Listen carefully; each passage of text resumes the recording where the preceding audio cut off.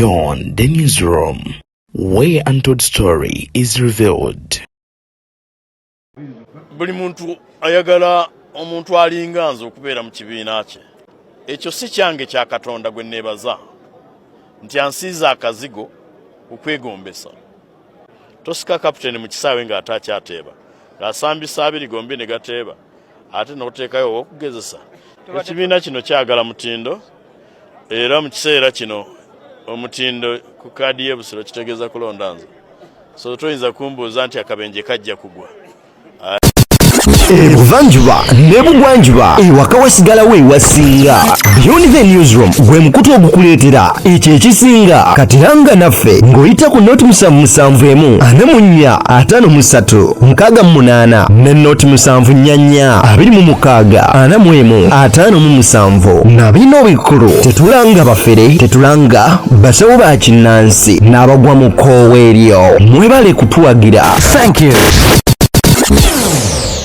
Beyond the newsroom gwe mukutu semakutu kwali ogukutusako ensonga zisemasonga. Nze Deni okubeera nga nkuweereza munnange tolaba mu masweta gano embeera y'obudde si nnungi yadde akamu n'akeddagala ate okusinziira nga bwebadde ate era nange ne ngamba kanzije mbaweereze nduddeyo okubanga mbawa amawulire naye simu ebadde eva eno n'eva eri gundi tafunye kaadi yono teyagifunye n'oli teyagifunye nti ate nze saafunye kaadi nkoze ntya bakola batya apiiru bikoze bitya akakiiko kakoze bwe bakagenze na president mu kunoonya kalulu byonna ate olubimaliriza abamu bali mu kujaganya ndabyeka ababaka mukwano gwange Great Namuga nga ye munnange yajaganya nga kimezezza okwenjala ndabyeko Lutamaguzinga ajaganya nendaba honorable mukyalo oyo mukwano gwange teyasobola nakubeera nga ayitamu n'omulundi guli bamuyita Evelyn Comfortable oba Evelyn Comfort oyo nno omukyala ye yatutte okubeera nga ate munnange avuganya mu kalulu ka bonna ku tiketi ya National Unity Platform Kyankwanzi District bamuyita Evelyn Comfortable mukwano gwange ata a personal level era bambi mukongratulate nze nga tuli awo mukwogera bwalenga strategy butya bwagenda okunoonya akaluluke. Anyway njagala kubeera nga mbayoza naye ate wabula si birungi ebiva side zeno. Ye musajja mukulu Meradi Ssegona okwesoga ekibiina kya Mpuuga mu butongole ne Joyce Bagaala ntwatwa kyalwaddaaki balangiridde ekyo ekituufu eki kibazzaako. Nze Deni okubanga nkuweereza wabula nkusaana obwombeefu obw'ekika ekyawagulu video sooka ogimpere like bw'ogenda basi n'okubanga ogiwa like ojjaba onkoledde ekintu ekisinga etambulire ddala etuuke ekubisa kinuma olw'okubanga agifuna mu ngeri y'emu. Njagala okubeera nga nkusaba gwe wenna twegattako mu butongole obeere nga ku channel eno obeere nga ofuna amawulire gonna mu bujjuvu bwago nga bwe gagenda maaso n'okubeera nga ate gatambula. Wabula njagala onzikirize ate tutandikire wano ku nsonga z'olunaku olwaleero. Nkujjukiza nti tulina omukutu gwa Deni exclusive nagwo weegulire okuba nga gukuwa ensonga zisemasonga. Kaakati nno ababaka bangi abataafunye tiketi ya kibiina kya NUP wabula era nga n'abalala bangi abafunye tiketi y'emu eyo. Kakati kyenja okusaba gwonzikiriza ensooka enkuwa ebigambo bino bya Lutamaguzi. Bannaffe abamu tebabawadde kaadi wabaddewo ababadde batagaataga era naawe bw'oli bw'omuwa kaadi atagaataga omanya ayinza okuteguka omulundi gumu n'agwa ne kaadi yo. Wabaddewo abalya mu lulime ne mu luzise abo nawo gye bali kuba ekibiina kirina intelligence esobola okukola risaaki emala nebabuulira guno musota guno si musota ono ajja tulwanirira ono tajja tulwanira. Politics is all about a winner and a winner takes it all. We cannot have two candidates on the same position. So kati aba bayiseemu nga nange kwendi tweyozaayoza naye ate eyo ntandikwa kubanga kati twabadde wano kubeena alemu Museveni naye atumuulidde nnyo wano ng'akozesa kye bayita simanyi Buganda for Museveni era baleese ssente empitirivu nnyo n'obuseppiki kati babugaba n'amasowaani utuuka eyo mu byalo ng'ewaffe gye tuva ab'NRM bafulaga bearers babawadde obuseppiki bagabire ku byalo ne babawa n'enkumbi ne babawa n'essowaani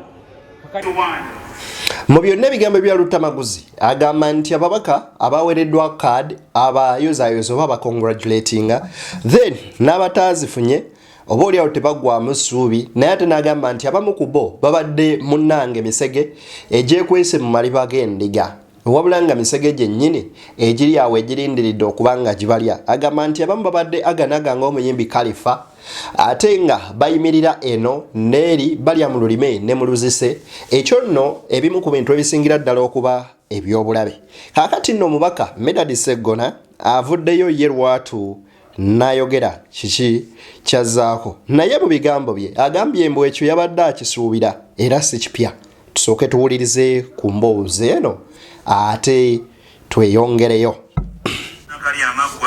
agambye nti ye talina yadde ekiyongobero era ebibaddewo tebimukanze yadde n'akatono kubanga yali yabisuubira dda kyokka asuubiza nti enkya ku Lwokusatu ajja kutegeeza bannayuganda ye kyazzaako twabirengera tuzaako saagala kukizzaako nga ba stakeholders ngenda kumala kubasisinkana lunaku olw'enkya ettuntu we linaatuukira tujja kuba tubabuulidde kyetuzzaako bannayuganda ne bapapa era sirina bujiivu sirina bujiikaavu sirina kiyongobero kubanga nze tunengera wala bannayuganda babeere baguntuli bulungi ye omubaka wa Parliamentary omukyala owa disitulikiti y'Emityana Joyce Bagaala agambye nti ekyokummibwa kaadi ya Nuupu ku ye si kikulu wabula waliwo ensonga enkulu ezikwata ku bantu ba Buganda ne Uganda yonna okutwalira wamu zaalina okusooka okukulembeza mu Parliament siriyo kulwanya ng'omuntu ndiriyo okuba abantu ba Buganda abantu b'emikyana abantu b'essingo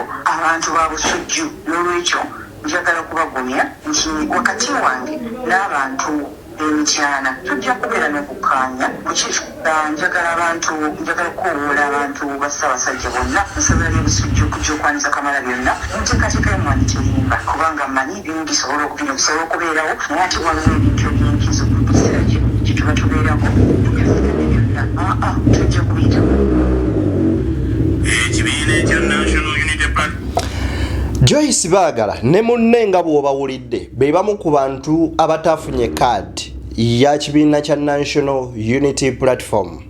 Njagala mbasabe munzikirize nsobole okuba nga mbayitiramu mulabe abafunye ticket z'ekibiina n'abo abatasobodde kubanga bazifuna. Era mu kusoma wano njagala munzikirize tutandikire wano mu district emanyikiddwa ng'eyeruweero era ng'omubaka omukyala agenda kubeera Brenda Nabukenya then katikamu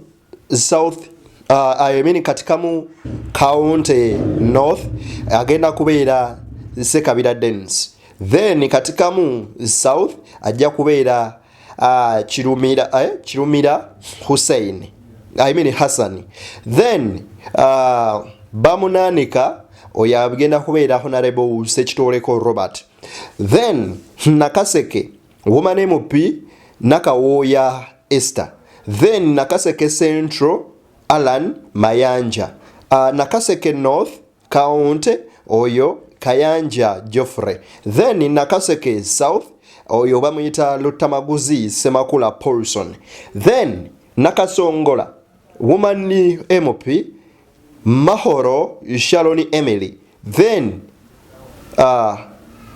Budiebo County Chiza Adrian then Nakasongola County Cheyune Ivan ono Cheyune Ivan mukozi kweni TV mumujukira ne kusimba ono wazungululu ye Cheyune Ivan bamuwadde ticket woman representative oba woman MP Sembabule district Nina Akankunda oyo nno ye Nina Rose then Mawogola County South Namugagoreti Mawogola West County Mawanda Mohammed Mawogola North Semata Idi Lwemiyaga County Tusime Isaac Lwengo bwetugende Lwengo mbaka omukyala abawadde Namuyanja Christine then Bukoto County West ne bawa Kamsime Smith then Bukoto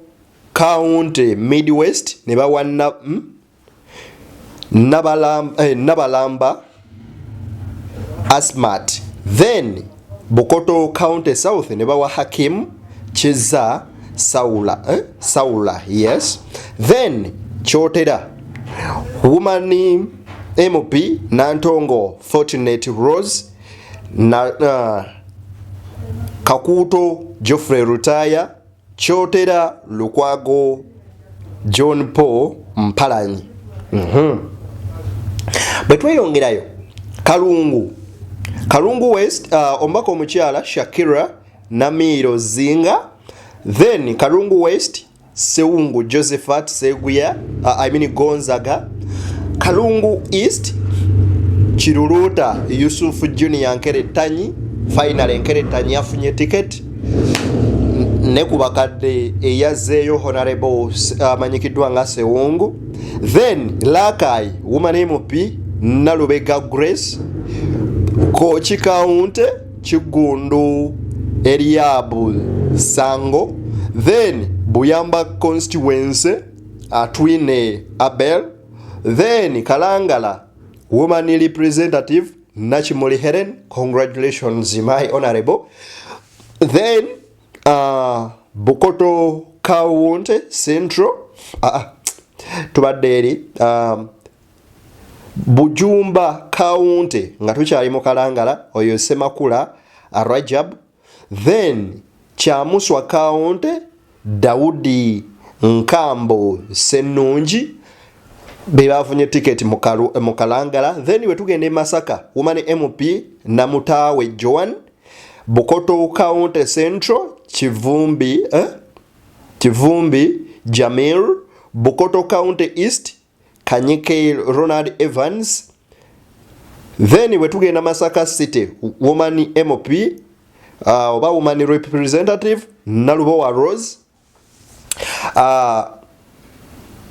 Bwetweyongerayo Kimanya Kabonera ewabadde Bedi Bwanika waliwo kuteesa Patrick Nyendo Mukungwe wabadde Mpuuga Lubowa Sebina agenda Sebina Javira oyo nno yakutte ticket yawo.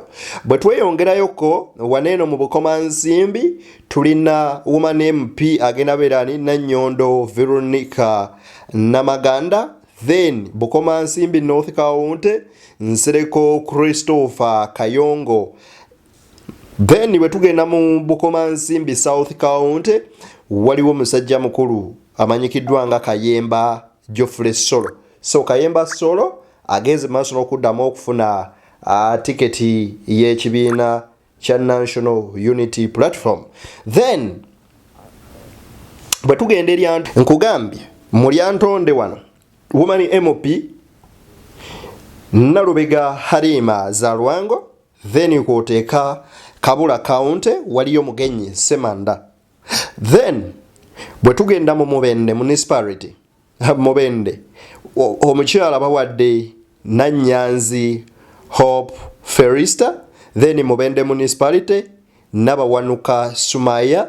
Ono nno yavaayoko n'agamba batamuwa kaadi ajja kujja independent era tajja wagira afunye kaadi. Era tubadde bangi nga tusuubira nti munnamawulire munnaffe Shuaman Segawa oba Sulaiman Segawa yagenda okufuna ticket yeno, but tubadde so surprised. Buweekula County ne bawa Najizimana Stephen. Then Buweekula South County ne bawa Sempiira Edward. Kasambya County ne bawa Kyagera Peter. Bwe tweyongerayo Chankwan's District woman MP bawadde Comfortable Evelyn. Then Ntwetwe County ne bawa Mande Edward. Abo babiri nga bwe bagibawa ne luli bagwa nayo. Electors pray for them kuba Comfortable mukwalo gwange. Then Butemba County Ibrahim Ale Irumba Alex oyo musajja wa Komada Adam nnyo.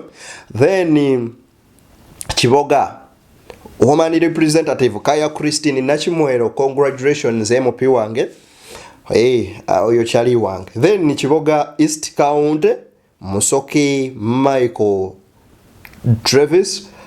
Then bwe tugenda mu Kiboga West ne bawa Grace Kakooza Nakyanzi. Yes, ahaddeko ne byakoze before nga tannafuuka na mubaka era naawo tugamba era kale. Then Mityana nejjukira babadde ku mbiranye nnyo Grace ne Dr. Bukulu kwoteeka Muhammadu Kibuuka. Ani afuna ticket eyo Grace yabakubye. Then wetugenda Mityana woman representative Mukisa Proscovia. Ono ye Nabbosa. Era nga gwasuuziza kaadi ye baagala Joyce Ntwatwa. Ogwowulidde nga gamba agenda kudda ayogere ekyazzaako. Then wetugevaawo Busujju County Lukyamuzi David Kalwanga, Mityana County North Tomusange Isaac, oyo nno yoli gwe mulaba ne tawoli neno Bishop. Then Mityana County South Chintu Freddy Grace. Then Mityana Municipality Zake Francis Butebi. Tugende Kasanda ombako omukyala Flavia Kalulein Nabagabe. Yes, she has been a performing MOP. Then bwetweyongerayo Bukuya County Butebi Robert, Kasanda County North Patrick Nsamba Oshabe mwena mumumanyi, Kasanda County South Kabuye Frank, Butambala woman MOP Aisha Kabanda, Butambala County Muhammad Muwanga Chivumbi, oyo deputy president mu Buganda wano. Then Gomba woman MOP Sentamu Betty, Gomba East County Sazi Godfrey, Gomba West County Lukwago Gonzaga. Bwetugamba waneno ku Gomba wetusaasirira mukwano gwange munnamawulire munnaffe amanyikiddwa nga Honorable Mukyala Flavia Namulindwa. Kyamazima kadde kaseera kazibu nnyo eri Flavia Namulindwa ono.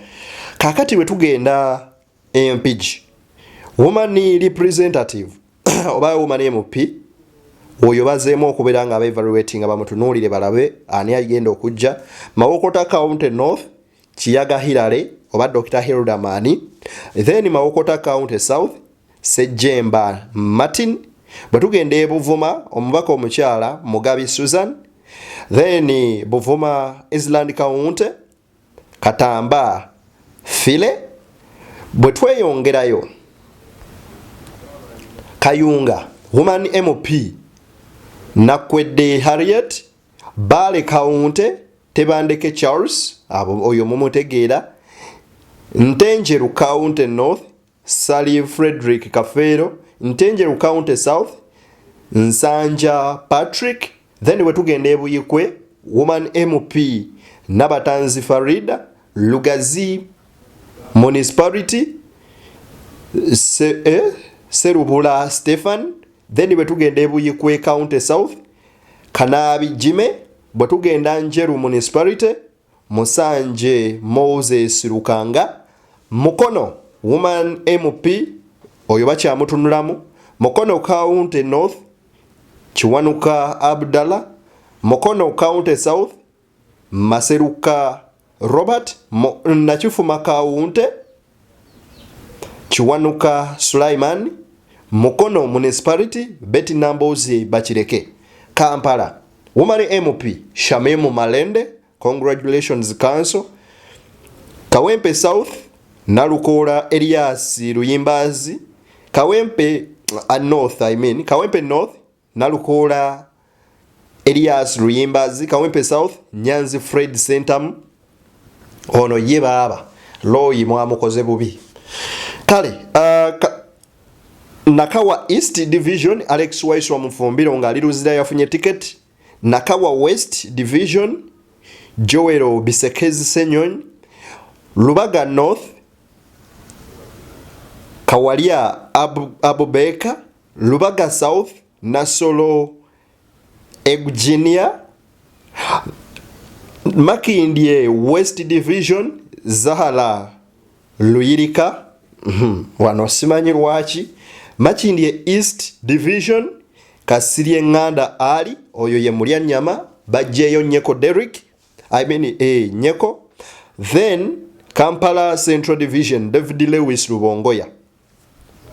Wakiso woman MOP Betty Ethel Naluyima, Entebbe Municipality Nabata Namuli Joyce, Busiro County South Matovu Charles, Busiro County East Matthias Mulumba Walukaga Yajeyo Akali Amagwa Mwedadi Ssegona.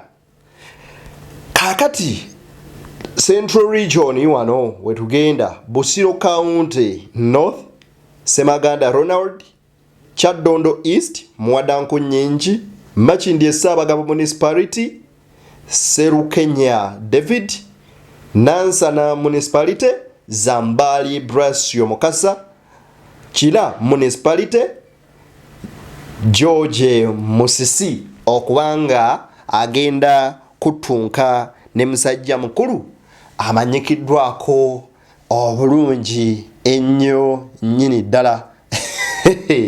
Mwenna mumanyi munakira teyeetaaga kubeera nga mubanyonnyola okubeera nga mumutegeera. Kati ebigambo bibadde bingi ebizze nga byogerwa era waliwo naawe buyinza olaba n'ogamba wano bakozeemu era mubende eno olowooza Shuaman abadde talina maanyi gamala ku ground nga tulabye nga akoze ekimala okwakakasa nti ground yagina ate nga alina n'obusobozi obukiika era obuyimuse eddoboozi lya bannamubende mu Parliament. Abadde njogera n'omu kubali close naye kozisobodde kumufuna abadde akyali mu shock eyo ate nga tali bulungi naye njogedde nabo ne baŋŋamba tugezako okwogera naye tulabe whether waliwo room for appeal. Kwoteeka n'ababaka abalala bangi bakyayeebuuza kiki kye tuzzaako mu nnaku zino bbiri ze tulina okwapiringiramu naye bano bo Ssegona ebyabwe birabika okuba ng'ebiteeketeeke naye sooka owuliriza ebigambo bya Abed Bwanika nti eno mu Democratic Front abantu abalinga Ssegona Honorable Ssegona betulindiridde bajje tuzimbe struggle entuufu tusobole okuyamba bannayuganda okufuna ekyokuddamu era bw'afuna obuzibu tumusaba ekifo kye sayidi eno gyekiri eyo gyali era ajja kumaliriza nga either bamugobye bamumye kaadi obanga bamulinyiridde nga mumbadde mulaba bwagenda ku kitebe abaana ne bamulinyirira nga beerabidde emirimu nkulu Ssegona gye yakolera ekibiina ne gyakikolera. Baagala naye njagala kujjukiza abantu abatamanyi byafaayo baagala yali ku NBS nga y'omu bwe tuyitamu okusobola otuyamba okuteeka enkuŋŋaana zaffe ne kampeyini zaffe za struggle eri bannayuganda era yakola omulimu gw'amaanyi. Teyazze mu byabufuzi olw'okuba nti yayingirira mu Nuupu. Omulundi guli 2016 yayingira akalulu era n'afuna emitwalo 3 egy'obululu bannamityana gye baamuwa. Akalulu kano yagattibwako n'agenda mu mitwalo 6 kana akawedde giri gyali ndoze 3 oba mu 8 n'atuuka mu mitwalo 6. Kaakati abaddewo mu struggle era sikkiriziganya n'abantu bamuvumirira kumulinyirira bw'oba tokkiriziganya na muntu. Ono nno awaga ng'agamba nti mujje gye ndi mwenna ababbiddwa oba abakooye nange n'abawummuza. Omanyi bino ebigambo muzze nga mubyogera kati ke kadde ak'okubeera nga mufiringa ekintu ekituufu. Kakati wookera ku makya n'ogamba nti baagala luli tayingidde Parliament lwa NUP. Okay, thank you, very good. Kirungi. Era n'ogamba nti luli yafuna emitwalo 3 wala ku luno yafuna emitwalo nga munana bwe giti olw'ensonga eno ne bweti. Kyenjagala okubuuza, don't you see no effect mu progress ya Mityana? I'm not meaning that Mukisa Prose, she's so powerful than omubaka Joyce Bagaala Ntwatwa. But Joyce Bagaala Ntwatwa tabadde royal eri party. Njagala obajjukiza bannayuganda abangoberera nti Joyce Bagaala ye ne Matthias Mpuuga be bantu abakyusibwa ne bagibwa ku commission ne balemerako ne balemerayo nga balemeresebwayo omukyala Aneta Among nga yabagamba nti tewali tteeka libajjawo era ne basigalayo ne balemerayo nga baganya okusaba kw'ekibiina. Mpuuga bwe yali agibwako obwa commissioner omukyala ono ne Joyce Bagaala ne baali bamujja mu kifo ekyo n'agaana. Era ekifo ky'obwa commissioner Mpuuga kyali mu malirizaako kyaweebwa Zaake Francis Butebi. kakati bw'okeera n'otunuulira embeera eno yonna wano tabadde na room evaayo okugamba nti nno tebaamusuule baagala ye yennyini yavaayo n'agamba tasobola va mu Mpuuga era ng'alaga ne ku mukolo gwa Mpuuga ogw'okwebaza yali omuteesiteesi era ne Ssegona kati ne Medadi Ssegona it is the same thing that he did n'agamba nti sisobola va mu Katuliki munnange oli Mpuuga munnange nnyo nnyini ddala era siyinza muvaamu najja ng'akola ebintu ebiri weird era ebimu ku bigambo ndowooza ebyatinkuula abantu bye yasembayo okwogera bye bino wano. Buli muntu ayagala omuntu alinga nze okubeera mu kibiina kye. Ekyo si kyange kya Katonda gwe neebaza nti ansiiza akazigo okwegombesa. Tosika kapiteni mu kisaawe ng'ataakyateeba ng'asambisa abiri gombi ne gateeba ate n'oteekayo okugezesa. Ekibiina kino kyagala mutindo era mu kiseera kino omutindo ku kaadi y'ebusiro kitegeeza kulonda nze. So toyinza kumbuuza nti akabenje kajja kugwa. Ate ne balonda gundi ne balonda gundi. Ndowooza omulira mu ngeri ey'okujereegerera Bobi Wine yagamba nti Ssegona yamugambako tupate twagala otukiikirire mu struggle eno wajje otukulembere tugire naye nga enjogera ye ng'ayogera yenna yeemima ng'akola bw'ati n'akola bw'ati n'akola ati. Iyo video ya Bobi Wine musobola ginoonya ne mugiraba babadde tebasobola kukkiriza kukinakkinako kubakinakkinako kati wuliriza bannabusiro East bo kye bagamba. Waliwo omusajja abadde ebusire emyaka 15 nga bwogenda n'omugamu nnange nina omwana azimbye wanene ekizimba akugamba ekigambo eki eyakubba yeyanziba kakati emyaka 15 nga eyatubba yeyakubba sebo tulabyeko nnyo webalire ddala gwe wandibadde tojjala buzina kusaba kaadi kubanga myaka 15 eyababba yeyanziba tewali kintu nakimu kakabeere ka ambulance era ne bw'omugaa nti sebo tufuneyo ka ambulance akugamba eyabalemesa ambulance nange yeyannemesa eyababba yeyanziba okategedde eyababba yeyanziba kati wuliriza ebigambo bya Walukagga nga yazzo kima kaadi okola ki okulaga interest ye wuliriza ebigambo bye nsembe ekigamba nti mu Uganda emirimu tegirimu naye tukiza ate abalemedde ebifo be batudde ku mirimu gy'abalala bw'ovaawo omulala afuna omulimu kati navuddeyo nakyenda afunye omulimu n'omulala aveewo nange nfune ate buli bukulembeze obujja n'abapya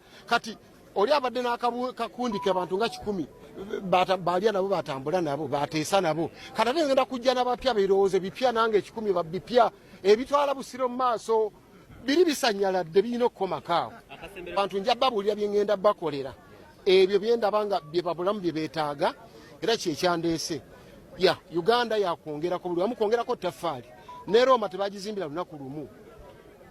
Walukagga agamba nti tukwebaza taata weebale era by'okozeeko obikoze tukwebaza naye ndowooza keekadde tugambe nti by'okozeeko mwattu kimala era katukwaseeko ne ku mulala asobole okubaako kyayongera oba ettofaali lyatwongerako nga bannabusiro. Kyendowooza nti okusinziira mu bigambo bya Mathias Mulumba Walukagga tabadde mukyamu abadde mutuufu kubanga si kirungi gwe kuvaayo olw'okubalaze interest yo otandika okwataakinga omuntu oli omulala oba okumuvumirira wabula yogera ku ebyo gwe biki by'oteeseteese okuwa abantu oba okukolera abantu bo abali mu kitundu ekyo. Anyway, emboozi mpanvu ndowooza tugenda kukola podcast namba ennyonnyola ku bantu bano abataaweereddwa zikaadi kyekiddako eri Alan Ssewanyana ono nno ye bingi ebyogeddwa nti baamumye kaadi yasibwa emyaka 3 miramba mu kkomera munne Ssegirinya n'afa kye babadde balina okumusasula kwe kukwata Zahara Luyika babadde kumbira nnyo ne musajja n'omukazi Honorable Shamimu Malende ne bamukasuka ewuwe gy'abadde adda ye bamusuule era nga bano bagamba twabimanyirawo okuli bano ba Medadi Ssegona okuli ba Joyce Bagaala ntwatwa bangi nnyo betugenda okwogerako Banyeko Derrick n'ababaka abalala bangi musajja mukulu amanyikiddwa nga Paul bambi musajja wange oyo akocha naye ebibyo bigamba bikomyawo. Anyway biki gwe byolowooza? BTN Media Beyond the Newsroom kambateere wano tusinkane nga Gludeni akkiriza.